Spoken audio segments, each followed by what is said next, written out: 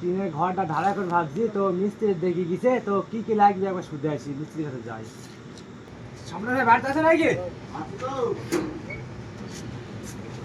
বসো বসো বসো। সামনে ঘরটা তো দেখে আইছো, তো ভাবছি দু একদিনের ভিতরে ঢালাই করবো, তো কি কি লাগবে? তো ঘরটা ঢালাই করবা না? হ্যাঁ।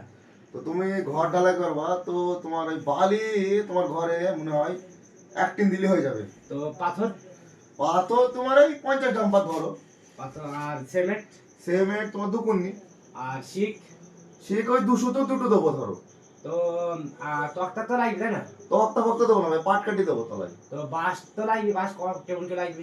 বাঁশ তোমার ওই বাঁশ দেবো, একটা বাঁশ দেবো তলায় আচ্ছা। সাপোর্ট। হ্যাঁ। তো হেল্পার আর মিস্ত্রি তো লাগবে? মিস্ত্রি তোমার লাগবে ভাই, একটা মিস্ত্রি লাগবে, 500 হেল্পার লাগবে ধরো, তোমার যা 7 ভাই। আর তো টোটাল খরচা কিরকম হতে পারে?